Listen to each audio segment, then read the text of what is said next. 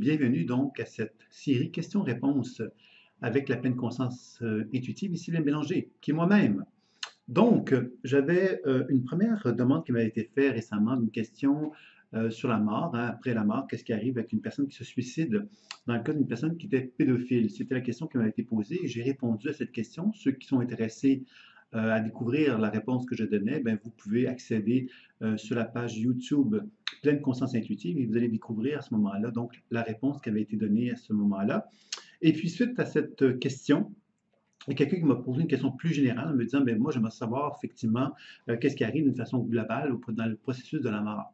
Alors, évidemment, comme se veut la tradition dans ce genre de petite série questions-réponses, ben, je réponds d'une façon un peu spontanée, c'est-à-dire que je ne vais pas faire une étude élaborée sur le processus de la mort, mais je vais vous faire part quand même de ce que j'ai pu observer dans ma pratique. Ça fait quand même plus de 25 ans que je pratique la thérapie intuitive et évidemment, j'ai malheureusement eu l'occasion de rencontrer des gens qui ont expérimenté la mort. J'ai pu accompagner, j'ai pu également été voir un petit peu qu'est-ce qui se passait après. Donc, c'est ça un petit peu que je vais vous donner comme genre de tour d'horizon en vous présentant chacune des étapes, je dirais. Alors, moi, d'une façon pratique, hein, que j'ai observé dans un premier temps, lorsqu'une personne se prépare à la mort, je dirais, c'est-à-dire que la personne est dans un processus où elle commence progressivement à quitter, moi, j'avais un souvenir qui me vient par rapport à ça. C'est une personne qui était atteinte du sida. Non, qui était atteinte du sida et qui était donc, je vous dirais, plusieurs mois avant sa mort. Hein. Je vous parle, je me demande si c'était pas même des années. Je pense que ça a été 2 ans avant sa mort. Euh, et elle était venue me voir. Et ce que j'avais constaté quand même dans son champ d'énergie, c'est énormément de moments de silence, comme si j'apercevais cette personne-là dans un état de méditation. Et il y avait des symptômes dans son corps hein, qui indiquaient bien qu'il y avait donc euh, des, euh, des éléments qui indiquaient bien quelque part que le processus de la maladie, quelque part, avait donc une incidence sur sa santé et tout ça. Et quand je faisais la lecture, alors qu'elle était elle n'était pas en train de mourir, hein, elle était dans un processus où elle fonctionnait, elle avait des activités, etc. Mais je constatais que dans son champ énergétique, il y avait comme des moments de silence. Et ces moments de silence-là, pour moi, étaient comme des formes de préparation à quitter le monde des vivants. Donc, je vous parle de ça parce que ça veut donc dire que, avant même qu'une personne soit mourante, on pourrait certainement penser qu'il y a comme un processus inconscient, un processus subtil dans lequel un être humain peut effectivement se mettre dans un processus où est en train donc d'apprendre d'une certaine façon à quitter son corps, à quitter le monde des vivants pour aller vers le monde de la mort. Et c'était ça un peu que j'avais observé chez cette personne-là qui m'avait beaucoup, on avait discuté évidemment de ça parce qu'elle se posait la question à savoir qu'est-ce que ça représentait. Puis on avait constaté justement que c'était une forme de désidentification qu'elle commençait à expérimenter et qui était donc, moi je lui avais conseillé simplement donc de faire un travail de méditation, puisque c'était ça quelque part que ça met en évidence, parce que c'est quelqu'un qui est angoissé, il faut le dire aussi, face à la mort. Donc, le processus que je percevais dans son champ subtil était bien une indication, je dirais, de ce dont elle avait besoin pour trouver un équilibre plus important dans sa propre vie. Donc ça, c'était un des premiers éléments que j'avais envie de vous partager. Maintenant, quand une personne se veut donc mourante, qu'est-ce qu'on va observer? Encore là, des idées, des souvenirs me reviennent. C'est pour ça que je vais essayer d'être cohérent par rapport à les étapes que je viens de vous nommer. Mais une autre chose que j'aimerais dire, c'est que j'ai constaté, moi, qu'il y avait des gens qui, encore une fois, plusieurs semaines ou plusieurs jours avant la mort, il y avait ce que j'ai observé, euh, des expériences, on pourrait qualifier particulières, hein, de communication avec des êtres qui pouvaient s'apparenter à être des anges. Hein. Certaines personnes me disaient, j'ai l'impression que c'était un ange. C'était le sentiment que j'ai. D'autres m'ont dit, j'ai l'impression que c'était une énergie négative qui se manifestait à moi. Mais dans tous ces cas-là, finalement, ces expériences-là sont reliées à des moments où ils sont en train de dormir, par exemple, ou en train d'être dans un état semi-éveillé. et qu'ils voient apparaître une certaine énergie. Et cette énergie-là, quelque part, leur donne l'impression qu'elles sont invitées à suivre cette personne-là.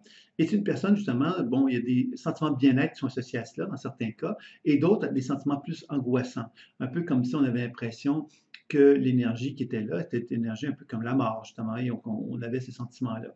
Alors là, je ne vous parle pas de gens qui étaient conscients qu'ils allaient mourir. Hein. Quand je vous parle de ça, ce sont des gens qui ont expérimenté ça avant de mourir, et ça pouvait donc jouer à plusieurs semaines, voire puis à quelques jours avant la mort. Mais ce n'était pas nécessairement des choses qui étaient indiquées clairement comme étant des processus de la mort. Donc là, je vous donne un petit peu des idées que j'ai observées. Une autre chose qui m'ont beaucoup troublé, qui m'ont ouvert évidemment à cette idée que le corps, à quelque part, l'être, avant même qu'il sache consciemment qu'il va mourir, il y a comme un processus de désorganisation, je dirais, par rapport à la vie qui s'effectue avant même que l'individu sait qu'il va mourir.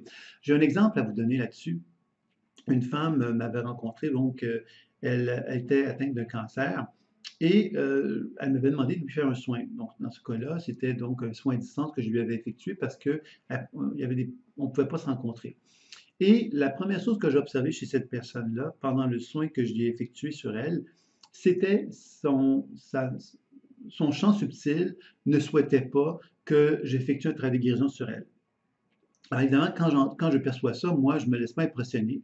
Je vais donc faire des actions pour chercher à donner au corps l'occasion de rétablir un équilibre. C'est ça que je vais toujours chercher à faire. Et malgré cela, malgré mes efforts, malgré les tentatives que je faisais, c'est un peu comme si sa conscience, cette personne-là, me disait non, arrête, arrête, ça ne sert à rien, je suis dans un processus déjà où je suis en train de me préparer à la mort, donc ça ne sert à rien quelque part que tu tentes de faire des actions pour me soigner puisque j'ai déjà fait le choix. Alors tout ça se fait dans le subtil. Hein. Je ne suis pas en train de parler avec la personne consciemment. La personne consciemment, elle veut guérir, elle veut être soignée, elle veut finalement retrouver la santé. Et puis finalement, donc j'ai constaté, bon, j'ai quand même fait des actions pour essayer de rétablir, mais j'avais été troublé par le fait qu'il y avait énormément de résistance, comme si la conscience de cet individu venait tout le temps me rappeler quelque part qu'elle était en train de se préparer à mourir. Et puis, le cancer était un cancer qui n'avait pas été jugé comme un cancer qui allait entraîner la mort dans les prochains jours. Hein. Mais curieusement, cette personne-là, elle est décédée que quelques jours après. Tout le monde était surpris puisque ce n'était pas du tout prévu, autant le médecin que les gens qui étaient autour d'elle. Et ça m'a donc, évidemment, c'était une expérience qui m'a comme amené à une réflexion. Et puis j'ai pu observer cette même situation-là chez d'autres personnes qui venaient me voir, qui avaient donc des maladies graves, des maladies qui pouvaient donc entraîner la mort. Puis effectivement, dans certains cas, j'ai pu constater qu'il y a des gens qui on ne parvenait pas à amener la transformation dans leur champ énergétique, surtout par la technique de déprogrammation, pour ceux qui savent un peu ce que je pratique. Hein. La pleine conscience intuitive utilise trois grands volets. Le décodage intuitif qui permet donc de faire des lectures du champ subtil et de comprendre ce qui anime le champ subtil d'un individu. La déprogrammation de la mémoire cellulaire qui va consister justement à transformer la conscience mémorielle qui anime le champ d'un individu pour l'équilibrer, l'harmoniser. Puis ensuite, les techniques de soins énergétiques qui vont avoir pour objectif de rétablir les flux énergétiques dans le champ subtil de la personne. Donc, c'est à travers cette pratique-là de la pleine conscience intuitive que j'ai pu observer ce dont je vous parle. Et j'ai observé donc à plusieurs reprises chez des gens qui ont tous donc été, quand je voyais ces résistances-là, souvent c'était associé donc à des gens qui allaient décéder dans un laps de temps assez court. Assez court, par exemple, entre quelques jours, voire un mois maximum. C'est ce que j'ai observé dans ma pratique. Donc, on voit ici que le processus de la mort, hein, on pourrait dire ça comme ceci, se développe à l'intérieur d'une première étape, qui est une première étape de préparation où l'inconscient, le champ subtil plutôt, est en train de se réorganiser en fonction de quitter la conscience corporelle, de quitter le corps pour accéder à autre chose. Ça, c'est une première chose que j'ai observée. La deuxième chose que j'avais envie de vous partager, c'est que moi, à un moment donné, évidemment, ma mère est décédée. et je n'étais pas donc en mesure de pouvoir assister aux cérémonies parce que j'étais en voyage et je ne pouvais pas me revenir en temps voulu pour la cérémonie. Donc, j'ai fait un gros travail parce qu'évidemment, j'étais attaché à ma mère, puis ça me faisait bien la peine tout ça, et j'avais envie donc de l'honorer, puis j'avais envie donc de faire quelque chose qui était significatif à mes yeux pour lui dire au revoir, sachant qu'il y avait la cérémonie et que je n'étais pas en mesure d'être présent physiquement.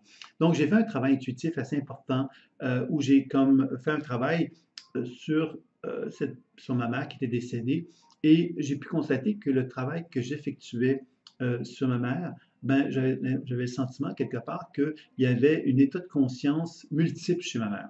Alors, je m'explique, c'est-à-dire que ma mère était décédée d'une maladie qui est l'Alzheimer et elle avait donc, dans un premier temps, je m'étais relié au sol. Dans le sens que je reconnaissais quelque part ma mère perdue dans la terre, un peu comme ça, se demandait où est-ce qu'elle se trouvait, etc. Un peu comme un être qui est décédé, mais qui n'arrive plus, qui n'arrive pas à trouver quelque part des référents ou une certaine sécurité autour d'elle par rapport à ça, où est-ce que je suis, qu'est-ce que je deviens, etc. Comme si vraiment elle était encore perdue. C'était une des premières choses que j'avais observées dans le travail. Donc, évidemment, je fais un travail de déprogramation, de soins pour favoriser donc un changement dans sa conscience de se faire à ce niveau-là. Puis, je constatais que c'est un peu comme si, quand je voyageais dans différents niveaux de conscience, je constatais que ma mère semblait être habitée par différents niveaux de conscience. C'est-à-dire que en voyageant, ben, je constatais que ma mère, par exemple, pouvait se retrouver dans un autre niveau de conscience où elle me disait, ah, ben, je suis tellement heureuse, je suis tellement épanouie, euh, j'ai retrouvé quelque part un sentiment de paix, d'équilibre, tout va bien, vous voyez, un peu quelque chose de cet ordre-là. Et je voyageais dans un autre niveau de conscience et je constatais que, par exemple, ma mère pouvait se retrouver dans une forme de pulsion inhibée, hein, comme quelqu'un qui a envie de s'affirmer, de prendre sa place, mais qui ne parvient pas à le faire, comme ça a été écrasé sur le sol et qu'on l'inhibait. Alors évidemment, je ne l'ai pas laissé comme ça, donc j'ai fait des actions pour changer ça, mais je constatais que ma mère semblait avoir plusieurs niveaux de conscience et selon les espaces où je vibrais avec elle, ben, j'avais accès à des informations qui avaient du sens, mais qui n'étaient pas nécessairement reliées avec les autres états de conscience. Un peu comme si ma mère était vraiment dans des niveaux de conscience différents en même temps et que je pouvais travailler avec elle sur chacun d'eux. Alors, ça a été pour moi une révélation, cette expérience-là, parce que ça m'a amené à me dire, ben, finalement, qu'est-ce que c'est qu'une personne décédée? Alors, on a évidemment une définition de l'être humain physique hein, que je suis. Hein. Si je dis que je suis vivant, vous êtes en train de me voir. Objectivement, il y a une réalité associée à cette réalité-là. C'est-à-dire que si je vous rencontre physiquement dans la rue, ben, vous êtes vivant, je suis vivant et on le reconnaît. C'est ça la définition d'un être vivant. Lorsqu'une personne décède, ben, quelque part, son corps n'est plus là. Donc, automatiquement, ce qu'on pourrait appeler sa structure, la délimitation terrestre de cet être humain-là que je suis, par exemple, ben, quelque part, je la perds. Je ne suis plus cet être humain physiquement, là, physique-là. Je suis donc une conscience. Et cette conscience-là, moi, ce que j'aimais comme hypothèse, c'est que cette conscience-là de la personne qui décède, ben, c'est un peu comme si elle se déshabillait d'un certain nombre d'habits. Alors, l'habit, c'est que moi, quand je suis un être humain vivant, ben, je suis habité par des états de conscience. Ces états de conscience-là peuvent appartenir à mon histoire personnelle, à donc des vécus de mon existence. Ça peut être associé à des mémoires d'autres vies, des mémoires familiales également, avec lesquelles je suis en résonance, qui font que je vais dégager un certain champ énergétique avec un certain nombre d'informations. Mais quand moi, Sylvain Bélanger, je décède, j'ai plus de corps physique, donc tout cet ensemble de mémoires dont je vais vous parler, ben, on peut envisager l'idée que lorsque je décède, ben, quelque part, toutes ces consciences-là qui sont là vont se libérer de la dimension terrestre et vont peut-être vibrer dans des différents niveaux de conscience. Et je vais à ce moment-là pouvoir découvrir que dans ces niveaux de conscience-là, il y a donc des personnes des états de conscience de la même personne qui vont se retrouver là et que je peux donc cheminer dans chacun de ces niveaux de conscience-là pour aider donc l'être humain qui est décédé de pouvoir faire un travail de libération dans tous ces niveaux de conscience-là qui va donc contribuer à des choses intéressantes, qui va contribuer donc à libérer l'être humain qui est maintenant décédé de certaines sommes d'informations mémorielles limitatives. Donc ça, c'est une première chose. ça va permettre également de faire un travail d'épuration, je dirais, de la mémoire, hein, parce que c'est cette conscience-là, quelque part, qui est prisonnière dans ces niveaux de conscience-là, mais c'est un peu comme si elle polluait, pourrait-on dire ça comme ceci, les niveaux subtils. Puis moi, mon hypothèse, c'est que je crois que quand on rentre dans ces niveaux subtils-là, l'être humain, depuis le début des temps, l'humanité depuis le début des temps, je pense qu'il y a énormément de mémoires qui se sont accumulées dans ces niveaux de conscience-là. Et ça veut donc dire que nous, en tant qu'être humain, ben, quand on est en interaction avec le monde subtil, sans s'en rendre compte, hein, on est en interaction avec plein de mémoires. Et ces mémoires-là, quelque part, sont tout le temps en train de se nourrir d'une certaine façon de ce que nous, on aimait. Donc, tout ça, finalement, qui fait que la mémoire, ben, se nourrit de quelque chose qui nous, et de cette façon-là, ben, quelque part, elle devient omniprésente dans ce monde subtil-là. Donc, je pense que c'est intéressant comme idée, parce que ça veut donc dire que quand on travaille sur une personne décédée, ben, l'idée de travailler sur une personne décédée, ben, c'est évidemment l'accompagner, de chercher à l'accompagner dans toutes ces diverses facettes, hein, d'état de conscience dans lequel elle se trouve, pour l'amener à se libérer progressivement dans ces niveaux de conscience-là, multiples et diverses, pour l'amener effectivement à favoriser une forme de réunification avec le grand tout. Cette réunification, ça veut dire quoi? Mais ça veut donc dire quelque part que cet être humain-là, ben, maintenant qu'il est décédé, ben, on l'accompagne pour que sa conscience puisse se fusionner le plus possible avec le monde, avec un monde lumineux, pourrait-on dire, dans lequel il n'y a pas de séparation, il n'y a pas de coupure, etc. Maintenant, ceci dit, toujours dans un contexte expérimental, si je vous dirais, bon, ben, ma mère, elle est maintenant réunifiée avec le grand tout, ça voudrait dire quelque part que je ne pourrais pas communiquer avec elle dans le monde subtil, ce qui est complètement pas vrai, puisque je peux encore aujourd'hui communiquer avec elle et me mettre en relation avec elle pour voir un petit peu comment elle vit, etc., comment est-ce qu'elle vit les choses, etc., etc. Donc, ce que je veux vous faire comprendre ici, c'est que le travail intuitif, le thérapeute intuitif peut constamment se mettre en relation avec une personne décédée et ce processus-là, quelque part, c'est un peu comme si l'univers, mais cet univers subtil, ben, était porteur d'informations. Et cette information-là dont l'univers est porteur, ben, il suffit que moi, je décide de dire, mais tu sais, je communique avec ma mère, pour que ma mère s'incarne à travers justement ce champ subtil d'information qui accumule de l'information subtile de façon constante et continue. Ce que je vais communiquer maintenant, quand je me mets en relation avec ma mère à ce moment-là, c'est évidemment sa conscience, hein, quelque part, qui va se manifester à moi. Mais cette conscience qui va se manifester à moi, elle va peut-être être un reflet de moi, à quelque part, où est-ce que je suis capable de me situer par rapport à ma mère. Alors ça amène une réflexion qui touche beaucoup la physique quantique, où on parle de l'observateur. Et l'observateur ne peut être conscient de quelque chose qu'il n'est pas capable d'observer. Alors, quand je suis en mesure, moi, de dire, je communique avec ma mère qui est décédée, mais ce que je suis capable de capter de ma mère qui est décédée, c'est ce dont je suis capable de capter, je suis capable de me synthétiser à. Donc, peut-être que ma mère a des niveaux de conscience supérieurs, par exemple, que je ne suis pas capable de capter. Alors, vous voyez, c'est intéressant comme idée. Je n'arrive pas avec des réponses toutes faites, mais je veux vous faire comprendre effectivement que ce genre de travail-là peut amener dans quelque part une réflexion à ce niveau-là. J'ai eu des gens qui sont venus me voir, à un moment donné, je me rappelle d'une personne qui était venue me voir, puis me disait, bon, écoute, mon père vient de décéder, je me questionne beaucoup sur la mort, hein, après la mort, qu'est-ce qui arrive après la mort. J'aimerais ça savoir comment il se sent, parce que ça m'inquiète, etc. Et je m'étais mis en relation avec son père. Et la première chose que j'avais captée de son père, c'est comme quelqu'un qui était très, très lointain et qui me faisait des signes comme ça, en voulant dire bonjour, au revoir, je suis occupé, je ne peux pas vous parler, etc. Alors, j'ai continué quand même à communiquer avec lui et j'ai compris que cet homme-là était dans une croisière. Il était en train de faire une croisière pour faire le tour du monde et que finalement il était très heureux, que tout était merveilleux. Il n'avait pas le temps vraiment de parler avec sa fille. Alors, finalement, sa fille, elle s'est mise à pleurer, non pas parce qu'il n'avait pas envie de lui parler, mais plutôt parce que justement, elle savait, elle, que cet homme-là avait toujours rêvé de faire une croisière et faire le tour du monde en croisière. Donc, pour elle, c'était quelque chose de très fort qui venait la chercher, évidemment, et qui la bouleversait aussi, puisque ça lui confirmait qu'il était bien, en quelque part, et qu'en même temps, bon, il faisait quelque chose qu'il avait donc toujours rêvé. Alors, le processus de la mort, finalement, va se manifester à travers deux grandes tendances. Un être humain, un être qui décède, va soit vivre ce que j'appellerais un karma, on va l'appeler comme ça, ou un genre d'enfer. C'est-à-dire que la conscience d'un être humain peut se retrouver dans une position où elle va vivre avec elle a de la culpabilité, elle a de la honte, elle a une insatisfaction, etc. Donc, elle va se retrouver dans un espace qui n'est pas positif, qui n'est pas évolutif, qui n'est pas harmonieux, qui n'est pas équilibrant. Ça, on va se trouver ça souvent chez des gens qui ont vraiment vécu, bon, les gens qui se sont suicidés, par exemple, on peut les retrouver là.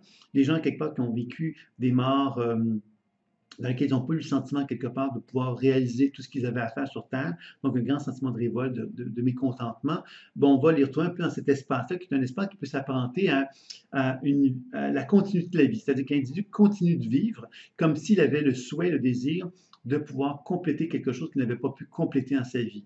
Alors ça va être quelque chose qui va être observable. Alors c'est un peu comme des êtres humains qui semblent fonctionner comme s'ils vivaient sur Terre encore. C'est un peu le sentiment qu'on peut avoir à ce moment-là. Et ces gens-là le font parce qu'ils ont à quelque part quelque chose à compléter dans leur histoire de vie. Et c'est pour ça qu'ils ont cherché à recréer des conditions s'apparentant à la vie qu'ils avaient avant de mourir pour compléter ça. Donc ça, c'est un aspect qu'on va retrouver assez fréquemment. Puis, dans d'autres cas, il y a des gens qui vont quand même se retrouver carrément dans un enfer, carrément dans des situations infernales, hein, comme s'ils avaient comme un karma à payer ou des dettes à payer parce qu'ils considéraient, eux, qu'ils avaient eu une vie incorrecte et ils avaient donc un prix à payer et ils se retrouvaient un peu comme dans une position où ils vivaient de la souffrance, de la douleur, de l'isolement parce qu'ils avaient l'impression que c'est ça qu'ils devaient vivre parce qu'ils le méritaient. Alors, vous voyez qu'il y a quelque chose là-dedans de l'ordre du jugement hein, qu'on peut porter sur soi-même qui va contribuer à créer ces situations-là. Puis évidemment, donc, à travers le processus de l'évolution de la conscience, on peut comprendre qu'à un moment donné, la conscience, ben, quelque part, elle a compris qu'elle a vécu un certain... elle a donc payé une dette, et parce qu'elle a payé une dette, ben, quelque part, elle peut passer à un autre niveau de conscience.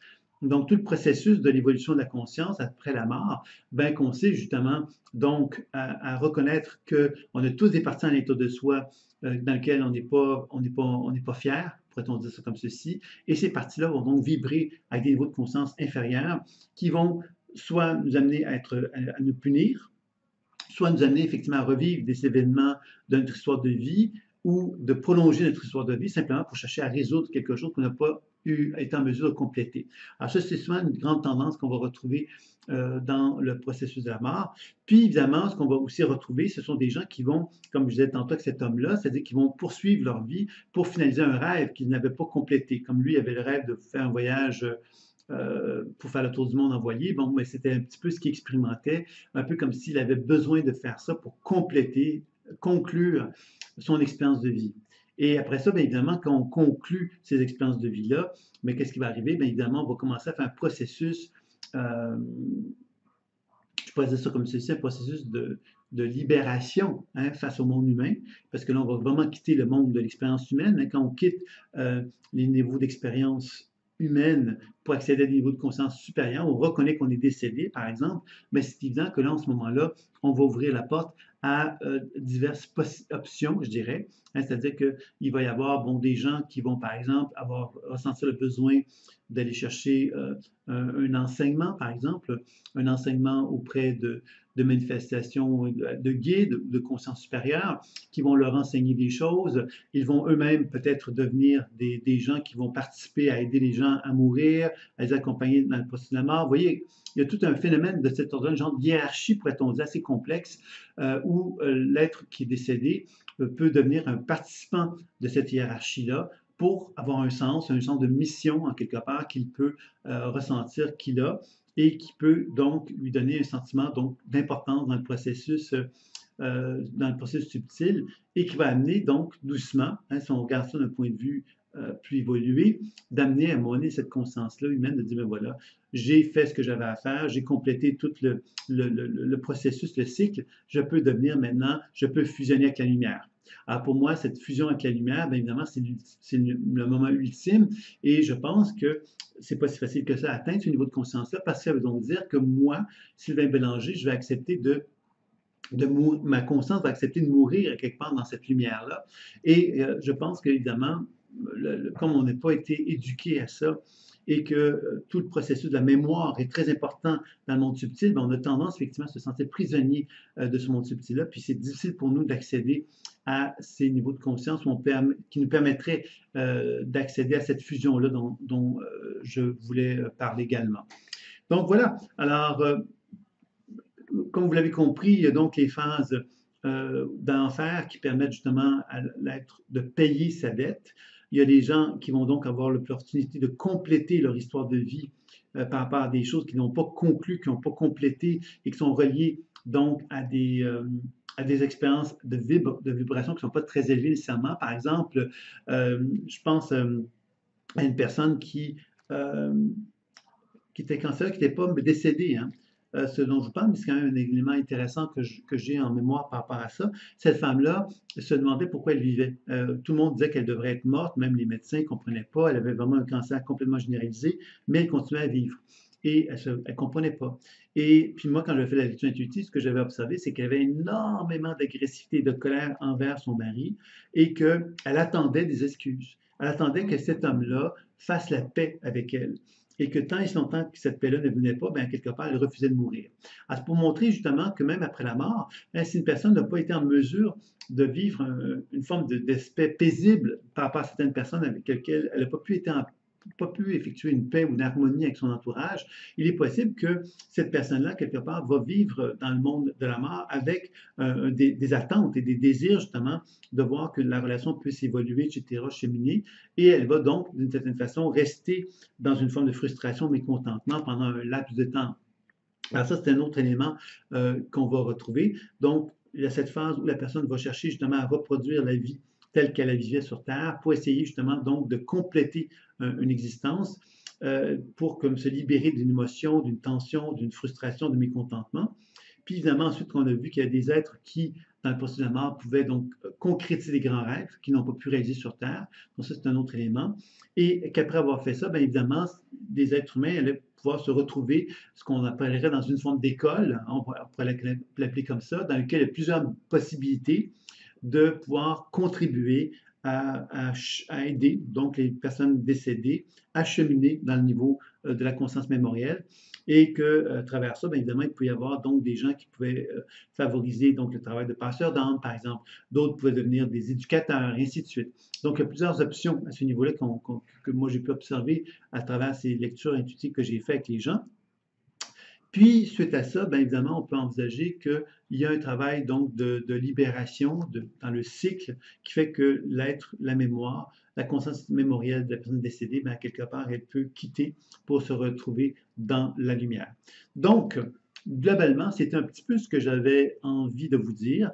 Avant de terminer, parce que comme je vous l'ai dit, c'est un petit peu échevelé parce que je ne me suis pas préparé, j'avais envie peut-être de vous parler, de revenir au tout début pour vous rappeler quelque part que ce que j'ai observé quand une personne est en préparation à la mort, souvent ce que j'ai observé, c'est que son champ énergétique va souvent se déployer progressivement vers le sommet de la tête.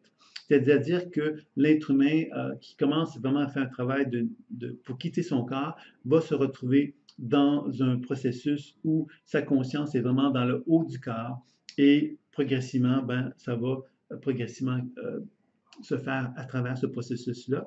Et quand elle décède, ben, quelque part, elle va même des fois se retrouver au-dessus de son corps et donc on peut accompagner la personne décédée à travers cela. Ça m'est arrivé encore récemment de travailler sur une personne qui avait de la difficulté à mourir, c'est-à-dire que les gens attendaient qu'elle décède et puis elle avait donc, il y avait c'était long et on se demandait, les gens se demandaient, bon, est-ce qu'il y a quelque chose qui la retient, cette personne-là? Et j'avais été voir. Et ce qu'elle me disait, cette personne qui est en voie de mourir à ce moment-là, c'est qu'elle avait très peur. Elle avait très peur et qu'il y a donc eu tout un travail qui s'est fait pour justement amener encore une fois le processus de la mort à prendre forme tout doucement chez elle. Donc, j'ai vu qu'il y a des gens qui étaient elle a pu interagir avec les gens qui étaient là, ces gens de sa famille. Elle a pu donc pouvoir faire des au revoir chacun d'eux, pouvoir justement faire un travail donc d'apaisement, je dirais, par rapport à cette peur qu'elle avait de mourir. Et ça a permis justement à ce que la mort puisse se faire assez rapidement, puisque ça a pris quelques temps, je pense que ça a été 2 heures après qu'elle a pu quitter le monde de la mort. Donc, vous voyez que c'est tout ça un petit peu que j'avais envie de vous partager. C'est un peu comme, ça a été un petit peu peut-être échevelé, je m'en excuse, mais ça vous donne quand même une idée de cette question. Qu'est-ce qui arrive donc après la mort? Ben, quelque part, il y a plein de choses qui arrivent après la mort, dans le sens que je pense que la conscience d'un individu ne meurt pas et qu'elle demeure quelque part dans plusieurs niveaux de conscience et que ces niveaux de conscience-là, ben, quelque part, nous fait comprendre que l'être humain que je suis, ben, il y a plusieurs états de conscience dans lesquels il se trouve et qu'effectivement, quand on décède, ben, quelque part, on peut se retrouver à la fois dans un niveau de conscience inférieur, à la fois dans un niveau de conscience supérieur et qu'on doit donc comprendre ça. Et qu'est-ce qui va faire qu'un médium, par exemple, va communiquer avec l'une ou l'autre de ces facettes-là? Mais c'est le médium qui va être capable donc d'être, c'est sa capacité d'observateur, sa capacité de syntoniser une énergie inférieure ou supérieure qui va faire qu'il va communiquer avec une facette de la personne décédée qui va être plus ou moins élevée dans les champs de fréquence. Alors, donc, l'idéal, mais ce serait sans doute de comprendre effectivement cette multiplicité de la forme et que la conscience peut être multiple, puisque ça permettrait de faire un travail où on comprendrait mieux comment ça se fait. Et je dirais que la physique quantique va beaucoup dans ce sens-là actuellement dans ses recherches, hein, où on reconnaît que la conscience est délocalisée, c'est-à-dire qu'elle n'est pas reliée au cerveau en tant que dans un corps physique. Donc, on peut comprendre que dans le monde subtil, elle puisse être délocalisée, puis que cette conscience-là, elle peut se retrouver dans plusieurs niveaux de conscience en même temps. Et ça, c'est quelque chose qui est de plus en plus reconnu aussi par la physique quantique. Donc voilà, voilà. Alors c'est un petit peu ce que j'avais envie de vous partager pour répondre à la question qui m'a été posée. Alors j'espère que que ça vous a plu. Si vous avez un intérêt, évidemment, vous pouvez me poser des questions par les différents réseaux sociaux pour communiquer avec moi. Vous pouvez donc faire un petit like sur YouTube, sur la chaîne, ou vous abonner à la chaîne si vous ne l'avez pas déjà fait. C'est toujours plaisant, toujours agréable pour moi d'avoir donc des gens qui s'abonnent à la chaîne, puisqu'il y a de plus en plus de gens qui le font. Vous savez sans doute qu'il y a des formations qui sont proposées. Il y a donc deux grands blocs de formation, les formations qu'on qualifie de personnelles, c'est-à-dire pour développer la pleine conscience intuitive sur soi, pour apprendre à s'auto-guérir, à s'harmoniser au niveau de ses émotions ou encore à développer un alignement spirituel et un éveil. Donc ça, c'est vraiment une application personnelle. Puis un autre bloc d'enseignement dans lequel vous avez accès à des formations professionnelles où vous apprenez à le faire sur vous-même. Donc, on reconnecte avec l'aspect personnel encore là, mais il y a un grand volet sur l'aspect professionnel, de quelle façon que je peux développer ces habiletés-là pour faire un travail sur un partenaire. Donc, si ça vous dit, bien évidemment, sur le site thérapie au pluriel, trait d'union, intuitive au pluriel.com, vous avez à ce moment-là accès à l'ensemble de ce que je vous ai proposé, c'est-à-dire que vous allez retrouver tout l'ensemble de la formation personnelle, tout l'ensemble des activités de formation professionnelle sur la page d'accueil. Donc, vous pouvez aller jeter un coup d'œil puis découvrir tout le site, évidemment, si cela vous intéresse. Donc, je vous dis à très bientôt pour une prochaine fois. Au revoir.